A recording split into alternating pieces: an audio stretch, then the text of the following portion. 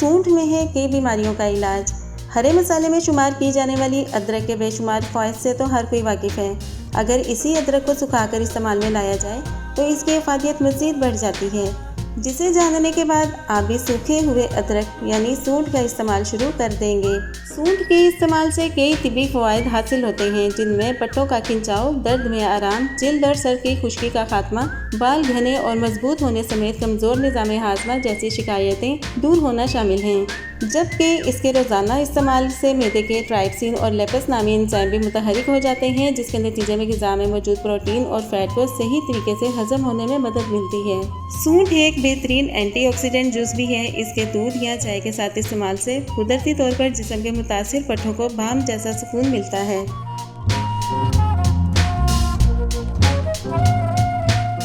सूंठ को आटे में गूंथकर इसकी रोटी चटनी के साथ खाई जा सकती है। इसे हरी चटनी या दीगर ग़िज़ाओं में शामिल किया जा सकता है। इसे रवायती सूजी के हलवे में भी डाला जा सकता है।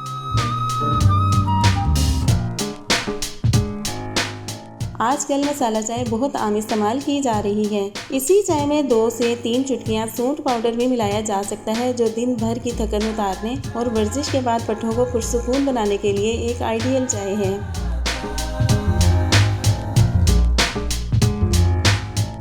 एक गिलास दूध में 1/4 चम्मच सूंठ मिलाकर पका लें और इसमें 1 चम्मच कटे हुए बादाम, पिस्ता और काजू मिला लें। इस दूध को शाम में रात को सोने से पहले पिएं। ये बेख्वाबी का बेहतरीन इलाज है, जबकि इसके इस्तेमाल से हड्डियां और जोड़ मजबूत होते हैं। आर्थराइटिस और ज़ियाबितस के मरीज़ भी इसे इस्तेमाल कर सकते हैं।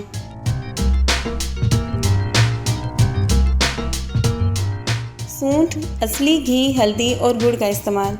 सर्दी और खुश्क खांसी के इलाज के लिए चारों अज्जा को हम वज़न करके इसे पका लें। रोज़ाना की बुनियाद पर अपने बच्चों और घर के अफराद को खिलाएं। सर्दी लग जाने, खुश्क खांसी और खुश्की का बेहतरीन इलाज है।